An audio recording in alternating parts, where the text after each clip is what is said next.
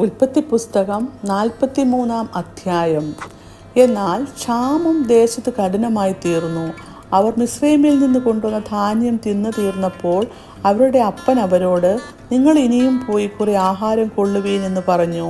അതിന് യഹൂദ അവനോട് പറഞ്ഞത്, നിങ്ങളുടെ സഹോദരൻ നിങ്ങളോട് കൂടെ ഇല്ലാതിരുന്നാൽ നിങ്ങൾ എൻ്റെ മുഖം കാണുകയില്ലെന്ന് അദ്ദേഹം തീർച്ചയായും ഞങ്ങളോട് പറഞ്ഞിരുന്നു. നീ ഞങ്ങളുടെ സഹോദരനെ ഞങ്ങളുടെ കൂടെ അയച്ചാൽ ഞങ്ങൾ ചെന്ന് ആഹാരം വാങ്ങിക്കൊണ്ടുവരാം, അയക്കാഞ്ഞാലോ ഞങ്ങൾ പോവുകയില്ല. നിങ്ങളുടെ സഹോദരൻ നിങ്ങളോട് കൂടെ ഇല്ല എങ്കിൽ നിങ്ങൾ എൻ്റെ മുഖം കാണുകയില്ല എന്ന് അദ്ദേഹം ഞങ്ങളോട് പറഞ്ഞിരുന്നു. നിങ്ങൾക്ക് ഇനിയും ഒരു സഹോദരനുണ്ടെന്ന് നിങ്ങൾ അദ്ദേഹത്തോട് പറഞ്ഞ് എനിക്ക് ഈ ദോഷം വരുത്തത് എന്തിന് എന്ന് ഇസ്രായേൽ പറഞ്ഞു. അതിന് അവർ, നിങ്ങളുടെ അപ്പൻ ജീവിച്ചിരിക്കുന്നുവോ, നിങ്ങൾക്ക് ഇനിയൊരു സഹോദരനുണ്ടോ എന്നിങ്ങനെ അദ്ദേഹം ഞങ്ങളെയും ഞങ്ങളുടെ വംശത്തെയും കുറിച്ച് താല്പര്യമായി ചോദിച്ചതുകൊണ്ട് ഞങ്ങൾ ഇതൊക്കെയും അറിയിക്കേണ്ടി വന്നു. ഞങ്ങളുടെ സഹോദരനെ ഇവിടെ കൊണ്ടുവരുവീൻ എന്ന് അദ്ദേഹം പറയുമെന്ന് ഞങ്ങൾ അറിഞ്ഞിരുന്നുവോ എന്ന് പറഞ്ഞു. പിന്നെ യഹൂദ തൻ്റെ അപ്പനായ ഇസ്രായേലിനോട് പറഞ്ഞത്, ഞങ്ങളും നീയും ഞങ്ങളുടെ കുഞ്ഞുകുട്ടികളും മരിക്കാതെ ജീവിച്ചിരിക്കേണ്ടതിന് ബാലിനെ എന്നോടുകൂടി അയക്കണം, എന്നാൽ ഞങ്ങൾ പോകാം. ഞാൻ അവന് വേണ്ടി ഉത്തരവാദിയായിരിക്കാം.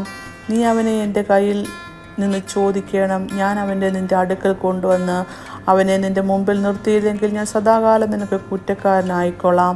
ഞങ്ങൾ താമസിച്ചിരുന്നില്ലെങ്കിൽ ഇപ്പോൾ 2 പ്രാവശ്യം പോയി വരുമായിരുന്നു. അപ്പോൾ അവരുടെ അപ്പനായ ഇസ്രായേൽ അവരോട് പറഞ്ഞത്, അങ്ങനെയെങ്കിൽ ഇത് ചെയ്യുവീൻ. നിങ്ങളുടെ പാത്രത്തിൽ കുറെ സുഗന്ധപ്പശ, കുറെ തേൻ, സാമ്പ്രാണിയും, സന്നിനായകം, ബോടനണ്ടി, ബദാമണ്ടി എന്നിങ്ങനെ ദേശത്തിലെ വിശേഷ വസ്തുക്കൾ ചിലതൊക്കെയും കൊണ്ടുപോയി അദ്ദേഹത്തിന് കാഴ്ചവെപ്പീൻ.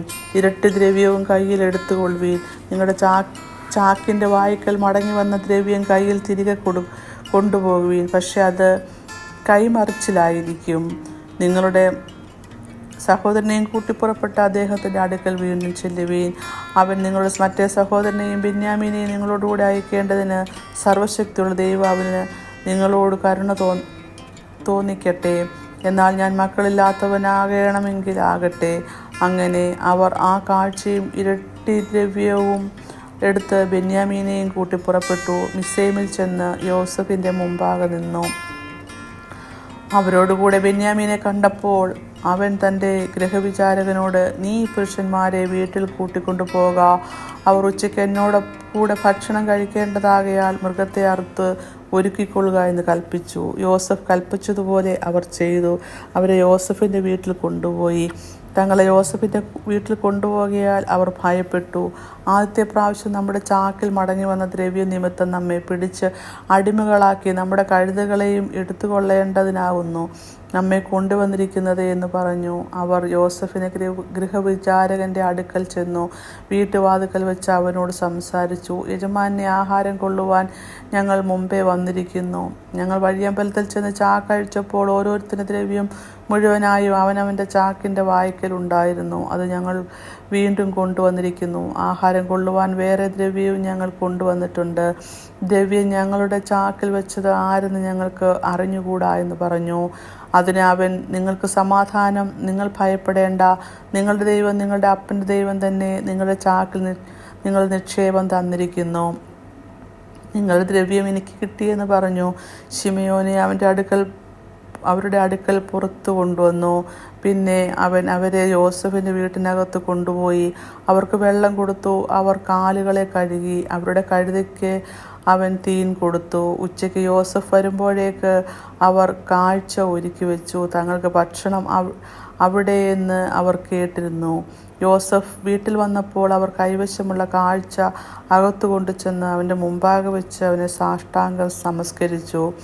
അവൻ അവരോട് കുശലപ്രശ്നം ചെയ്തു. നിങ്ങൾ പറഞ്ഞ വൃദ്ധൻ, നിങ്ങളുടെ അപ്പൻ സൗഖ്യമായിരിക്കുന്നുവോ, അവൻ ജീവനോടിരിക്കുന്നുവോ എന്ന് ചോദിച്ചു. അതിനെ അവർ, ഞങ്ങളുടെ അപ്പനായ നിന്റെ അടിയാന് സുഖം തന്നെ, അവൻ ജീവനോടിരിക്കുന്നുവെന്ന് ഉത്തരം പറഞ്ഞു. കുനിഞ്ഞ് നമസ്കരിച്ചു. പിന്നെ അവൻ തല ഉയർത്തി തൻ്റെ അമ്മയുടെ മകനും തൻ്റെ അനുജനുമായ ബെന്യാമീനെ കണ്ടു.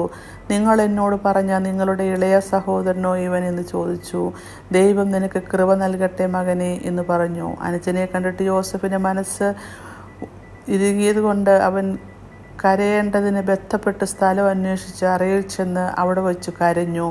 പിന്നെ അവൻ മുഖം കഴുകി പുറത്തു വന്ന് തന്നെത്താൻ അടക്കി ഭക്ഷണം കൊണ്ടുവരുവീൻ എന്ന് കൽപ്പിച്ചു. അവർ അവന് പ്രത്യേകവും അവർക്ക് പ്രത്യേകവും അവനോടുകൂടെ ഭക്ഷിക്കുന്ന മിസ്രൈമ്യർക്ക് പ്രത്യേകവും കൊണ്ടുവന്നു വെച്ചു. മിസ്രൈമ്യർ എബ്രായരോടുകൂടെ ഭക്ഷണം കഴിക്കുകയില്ല, അത് മിസ്രൈമ്യർക്ക് വെറുപ്പുമാകുന്നു. മൂത്തവൻ മുതൽ ഇളവൻ വരെ പ്രായത്തിനൊത്തവണ്ണം അവരെ അവൻ്റെ മുമ്പാകെ ഇരുത്തി. അവർ അന്യോന്യം നോക്കി ആശ്ചര്യപ്പെട്ടു. അവൻ തൻ്റെ മുമ്പിൽ നിന്ന് അവർക്ക് ഓഹരി കൊടുത്തയച്ചു. ബെന്യാമീൻ്റെ ഓഹരി മറ്റുള്ളവരുടെ ഓഹരിയുടെ 5 ഇരട്ടിയായിരുന്നു. അവർ പാനം ചെയ്തു, അവനോടുകൂടെ ആഹ്ലാദിച്ചു. ഇങ്ങനെ 43-ാം അധ്യായം അവസാനിക്കുന്നു.